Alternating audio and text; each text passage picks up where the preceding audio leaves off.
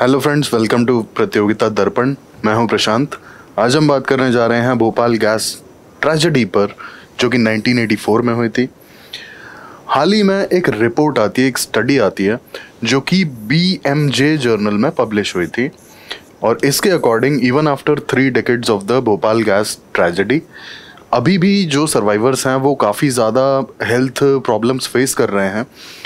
और इसमें काफ़ी डिटेल बताई गई हैं regarding disabilities being faced by the survivors as well as chances of cancer. तो इसे हम डिटेल में डिस्कस करते हैं। अब भोपाल गैस ट्रेजेडी ये one of the worst industrial disaster था आफ्टर 1919, यानी कि 1919। अब होता क्या है बेसिकली कि दिसंबर 1984, दिसंबर 1984, 2 से 3 दिसंबर की रात को union carbide India limited UCIL, जो कि एक पेस्टिसाइड प्लांट था, यहाँ का एक टैंक E106,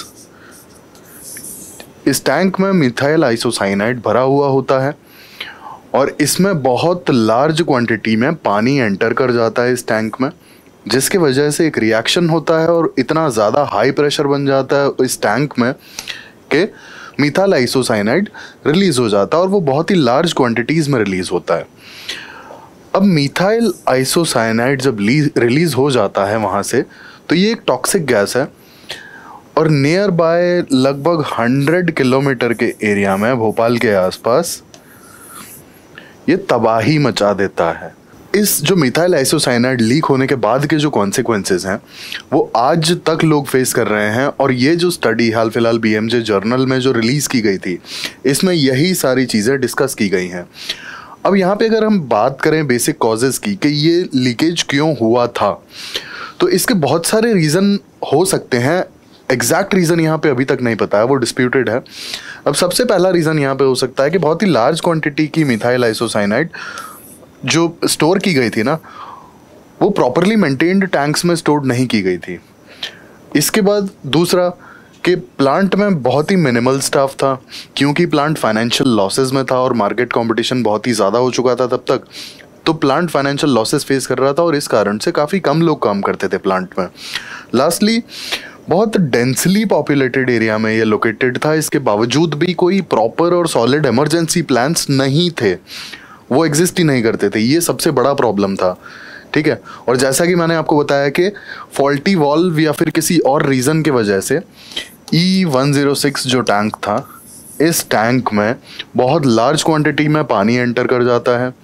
और अब ये भी हो सकता है कि फॉल्टी वॉल्व हो, या फिर ये भी हो सकता है कि कोई ह्यूमन मिस्टेक हो, बेसिकली मैन मेड एरर, लेकिन पानी इसमें बहुत लार्ज क्वांटिटी में इस टैंक में एंटर कर जाता है। मिथाइल आइसोसाइनाइड रिएक्शन होती है, और रिएक्शन की वजह से इस टैंक का प्रेशर बहुत ही ज़्यादा बढ़ जाता है और गैस लीक हो जाती है। और जब गैस लीक होना स्टार्ट होती है, वो बहुत ही लार्ज क्वांटिटी में लीक हो जाती है और आसपास के लगभग 100 किलोमीटर के एरिया में बहुत ज़्यादा इफेक्ट करती है वो। अब मिथाइल आइसोसाइनाइड की एक और बात यह है कि ये बहुत ही ज़्यादा रिएक्टिव गैस है, और इतनी रिएक्टिव गैसेस को बहुत ही प्रॉपरली हैंडल करना होता है। कैसे इतना बड़ा एरर इस प्लांट से हो गया यूनियन कार्बाइड के, ये पता नहीं, लेकिन क्योंकि ये chemicals pesticide as well as insecticides के प्रोडक्शन प्रोसेस में यूज़ किए जाते हैं, तो इन्हें नकारा भी नहीं जा सकता था कि इन्हें स्टोर ना किया जाए, ठीक है। लेकिन क्योंकि ये बहुत ही ज़्यादा टॉक्सिक केमिकल्स हैं, तो इन्हें बहुत ही केयरफुली हैंडल करना चाहिए था। अब अगर हम यहाँ यूसेज देखें तो मिथाइल आइसोसाइनाइड एक केमिकल इंटरमीडिएट है insecticides as well as herbicides के प्रोडक्शन के लिए। और ये हम चीज़ जानते हैं कि 1970s और 80s में इंडिया का जो दौर था वो बेसिकली ग्रीन रेवोल्यूशन वाला दौर था। उस समय fertilisers as well as insecticides और इन सब की डिमांड बहुत ही ज़्यादा बढ़ चुकी थी, क्योंकि हाई यील्डिंग वेराइटीज़ जो थी सीड्स, ग्रीन रेवोल्यूशन में इन्हें इंट्रोड्यूस किया गया था। That's why pesticides as well as insecticides, fertiliser, सबकी डिमांड बहुत ही ज़्यादा थी।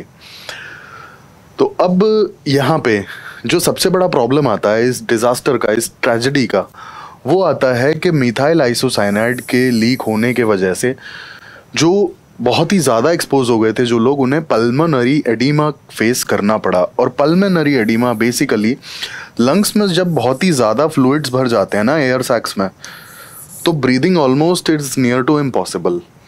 ये प्रॉब्लम अधिकतर लोगों ने फेस किया था जो भी एक्सपोज हुए थे मिथाइल आइसोसाइनाइड से।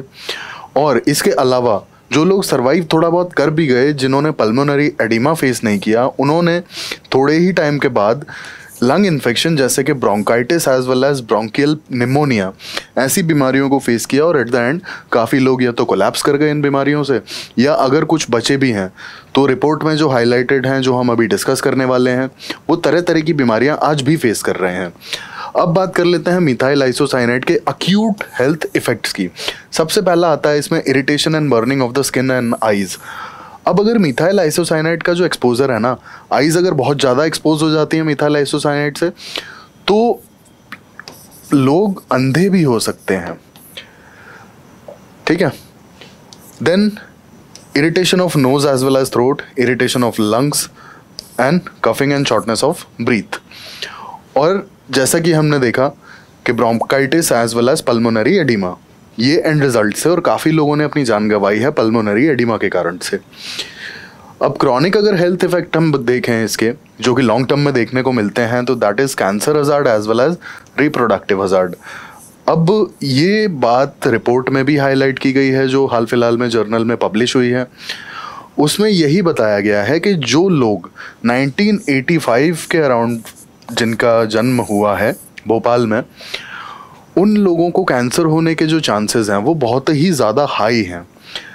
सेकेंडली रिप्रोडक्टिव हजार्ड, तो स्पेसिफिकली वुमेन्स की अगर बात की जाए तो यहाँ पे काफ़ी ज़्यादा रिप्रोडक्टिव इश्यूज देखने को मिले हैं, जैसे कि मिसकैरेजेस या फिर स्टिल बर्थ, और ये चीज़ें रिपोर्ट में भी हाईलाइट की गई हैं। ये हम आगे अभी इसको डिस्कस करेंगे। ये हमने इन जनरल सारे इफ़ेक्ट्स डिस्कस किए मिथाइल आइसोसाइनाइड के। अब आफ्टरमथ यानी कि 1984 में भोपाल गैस ट्रेजेडी के बाद होता क्या है, तो अगर हम 2019 की एक रीसेंट रिपोर्ट की बात करें जो कि इंटरनेशनल लेबर ऑर्गेनाइजेशन ने रिलीज़ की थी, उनके अकॉर्डिंग 30 टन से भी ज़्यादा मिथाइल आइसोसाइनेट रिलीज़ हो गई थी, जिसमें 3000 से भी ज़्यादा लोग डेथ हुई है और 6 लाख पीपल वर अफेक्टेड। ये 2019 की इंटरनेशनल लेबर ऑर्गेनाइजेशन की रिपोर्ट कहती है। अब इसके बाद अगर हम लॉज की बात करें, कौन कौन से लॉज पास किए गए इस डिज़ास्टर को देखते हुए, तो सबसे पहले आता है इसमें भोपाल गैस लीक डिज़ास्टर। यहाँ पे बेसिकली जो भी अफेक्टेड लोग थे उन्हें बहुत इजीली क्लेम्स अवेलेबल हो जाएं, जो भी उनके क्लेम्स हैं वो मिल जाएं, इसके लिए ये लॉ लाया गया था। इसके बाद आता है एनवायरनमेंट प्रोटेक्शन एक्ट 1986। तो यहाँ पे बेसिकली जो भी industrial pollution, environmental protection as well as industrial pollution related जो इश्यूज थे उनसे डील करने के लिए एनवायरनमेंट प्रोटेक्शन एक्ट 1986 को लाया गया। इसके बाद आता है आपका public liability insurance act of 1991। इस एक्ट के अकॉर्डिंग अगर किसी तरह का हजार्डस सब्सटेंस के हैंडलिंग के दौरान किसी तरह का अगर एक्सीडेंट हो जाता है, तो इस केस में जो भी अफेक्टेड लोग हैं उन्हें इंश्योरेंस प्रोवाइड किया जा सके। Lastly civil liability for nuclear damage act, किसी भी तरह का न्यूक्लियर एक्सीडेंट होता है तो एटलीस्ट लोगों को कॉम्पेंसेशन मिल जाए। ये हमने बात की लॉज पे। अब हम मेजर फाइंडिंग्स की बात कर लेते हैं कि जो अभी स्टडी पब्लिश हुई है जर्नल में BMJ में, इसमें क्या क्या बताया गया है, क्या क्या हाईलाइट किया गया है। सबसे पहले आता है health issues faced by survivors. अब यहाँ पे पल्मोनरी डिजीजेस काफ़ी कॉमन है जो सर्वाइवर्स हैं वो आज भी फेस कर रहे हैं। इसके बाद रिप्रोडक्टिव इश्यूज जो फेस कर रहे हैं, ठीक है। सेकेंडली आता है long term health effect. Long term health effect के लिए यूनिवर्सिटी ऑफ कैलिफोर्निया ने काफ़ी सारा डेटा इकट्ठा किया है। Specifically national family health survey 4 का भी डेटा यहाँ पे कोलेक्ट किया गया है। इसके बाद डिसेबिलिटी अमंग वुमेन्स। अब यहाँ पे एक बात जो बहुत कॉमन देखी गई कि उस समय पर जो वुमेन्स प्रेग्नेंट थी उनके जो बच्चे हैं ना, वुमेन्स तो एक्सपोज हुई 1984-85 जब ये डिज़ास्टर हुआ था। उस समय पर जो वुमेन्स प्रेग्नेंट थी तो वो खुद तो एक्सपोज हुई, उन्होंने तो हेल्थ इश्यूज़ देखे ही, साथ में उनके बच्चों ने भी बहुत सारे हेल्थ इश्यूज़ फेस किए।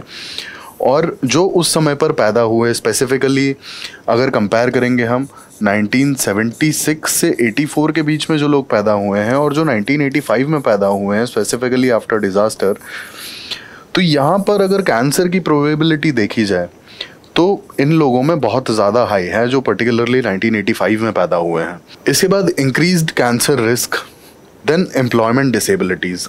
अब पर्टिकुलरली जो लोग 1985 में जिनका बर्थ हुआ है ना, उनमें डिसेबिलिटीज़ कुछ सालों के बाद दिखना शुरू होती हैं और ये आगे चल के एम्प्लॉयमेंट में काफ़ी ज़्यादा प्रॉब्लम्स क्रिएट करती हैं। तो ये सारी चीज़ें इस स्टडी ने हाईलाइट की। अब अगर हम वे फॉरवर्ड की बात करें तो वे फॉरवर्ड में सबसे पहले आता है रिस्क असेसमेंट टेक्नोलॉजीज़। अब यहाँ पे जो भी लेटेस्ट टेक्नोलॉजीज़ है ना, एग्जाम्पल के लिए अगर हम लेते हैं तो आर्टिफिशियल इंटेलिजेंस या फिर मशीन लर्निंग, ये सारी टेक्नोलॉजीज़ को यूज़ करके हम एटलीस्ट रिस्क असेसमेंट कर सकते हैं, क्योंकि यहाँ पे हमारे पास AI as well as machine learning के चलते काफ़ी सारा डेटा अवेलेबल होगा और हम AI as well as machine learning का यूज़ करके उसका बहुत प्रॉपर रिस्क असेसमेंट कर पाएंगे किसी भी प्लांट का, किसी भी इंडस्ट्रियल प्रॉब्लम का, या फिर कहना चाहिए कि ऐसी इंडस्ट्री का जो बहुत ही हजार्डस सब्सटेंसेस हैंडल करती है। अब अगर हम वे फॉरवर्ड की बात करें तो यहाँ पे सबसे पहले आता है रिस्क असेसमेंट टेक्नोलॉजीज़। अब जैसा कि हम देख रहे हैं कि टेक्नोलॉजिकल वर्ल्ड में काफ़ी ज़्यादा ग्रोथ हो चुकी है और यहाँ पे स्पेसिफिकली अगर हम बात करें तो AI as well as machine learning आज की तारीख में काफ़ी सारी प्रॉब्लम्स का सल्यूशन दे पाते हैं। रीज़न बीइंग डेटा, इतना ज़्यादा डेटा अवेलेबल है, उसे हम एनालाइज करके AI as well as machine learning के थ्रू काफ़ी सॉर्टेड प्रॉब्लम्स निकाल सकते हैं। और स्पेसिफिकली यहाँ पे रिस्क असेसमेंट जो है, हम बात कर रहे हैं उन इंडस्ट्रीज़ की या उन जगह की जो कि बहुत ही ज़्यादा हजार्डस सब्सटेंस को डील करते हैं, हजार्डस सब्सटेंस से डील करते हैं basically. Secondly social as well as environmental impact. अब कोई भी प्लांट, कोई भी इंडस्ट्री अगर लगती है तो उसका social as well as environmental impact assess करना बहुत ज़रूरी हो जाता है। जैसे हमने देखा कि यूनियन कार्बाइड लिमिटेड के केस में कितने सारे लोग अफेक्ट हुए। अब यहाँ पे एक बहुत कॉमन जो बात आती है, जो बहुत सारी स्टडीज़ ने हाईलाइट किया कि अगर ये भोपाल है तो 100 किलोमीटर के रेडियस में लोग अफेक्ट हुए हैं, 100 किलोमीटर के रेडियस में, और ये बहुत बड़ी बात होती है। और लोग इवन आफ्टर 3 डेकेड्स आज भी 2023 में भी लोग प्रॉब्लम्स फेस कर रहे हैं।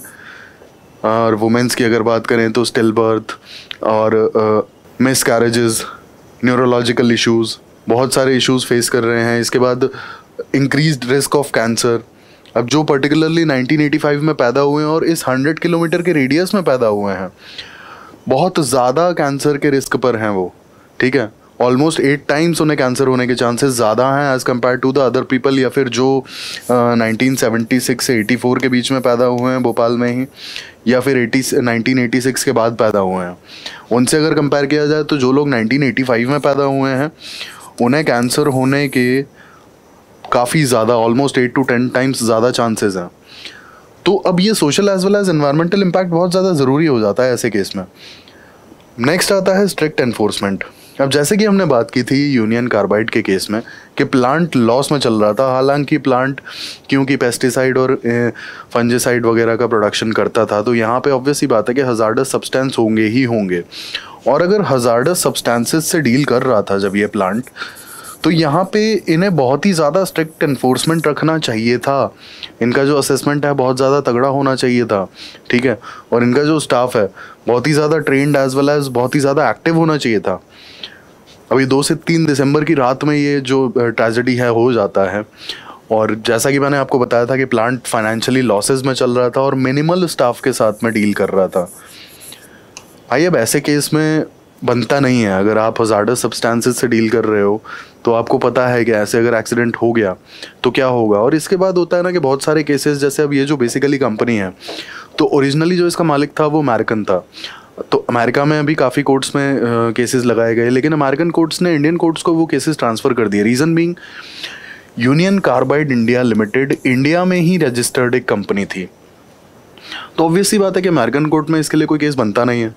तो काफ़ी ज़्यादा इश्यूज़ फेस करने पड़े लोगों को। और अगर स्ट्रिक्ट एनफोर्समेंट नहीं होगा लॉज एंड रेगुलेशंस का, जैसे हमने देखा कि जो लायबिलिटी एक्ट है, ये वाला पब्लिक लायबिलिटी इंश्योरेंस एक्ट, तो इस तरीके के जो एक्ट हैं ये गवर्नमेंट को बाद में मजबूरन लेके आने पड़े। रीज़न बीइंग जो इंडस्ट्रीज़ हैं, अगर कोई एक्सीडेंट हो गया तो अपनी रिस्पॉन्सिबिलिटी भी नहीं लेना चाहते हैं, ठीक है। कॉम्पनसेशन वगैरह देने के लिए तैयार नहीं होते हैं कई बार, और उसी टसल में बात अटकी रह जाती है। कॉम्पनसेशन वगैरह कई बार नॉर्मल जो कॉमन मैन है उसे मिल ही नहीं पाता और बहुत बड़ी प्रॉब्लम हो जाती है। आप सोचिए, इवन आफ्टर 3 डेकेड्स काफ़ी सारे लोगों ने like cancer as well as जो अदर बीमारियां हैं उनका रिस्क आज भी फेस कर रहे हैं, और ये इस रिपोर्ट में भी हाईलाइट किया गया है। इसके अलावा तो ऐसे ही जो इंडस्ट्रियल टसल हैं, जो भी एक्सीडेंट हो जाता है उसकी liability as well as responsibility कोई लेना नहीं चाहता है, तो इसी के लिए गवर्नमेंट को फिर लॉज लेके आने पड़ते हैं। तो दैट्स वाई यहाँ पे ज़रूरी है कि जो भी लॉज एंड रेगुलेशंस हैं उनका स्ट्रिक्ट एनफोर्समेंट हो, ठीक से असेसमेंट हो, और जो भी कंपनीज हैं अगर ऐसा कोई इंडस्ट्रियल डिजास्टर होता है तो at least they can compensate the people who are affected, और अगर ये भी नहीं हो पा रहा है then they should be prosecuted. तो ये हमने बात की वे फॉरवर्ड के बारे में, हमने जाना कि भोपाल गैस ट्रेजेडी क्या थी, क्या इशू हुआ था, और हाल ही में एक जर्नल में जो स्टडी पब्लिश हुई है वो क्या कहती है कि after 3 decades people are still facing the consequences. ऐसे ही इन्फॉर्मेटिव वीडियोज़ के लिए हमारे साथ जुड़े रहिए। Thank you, thanks for watching.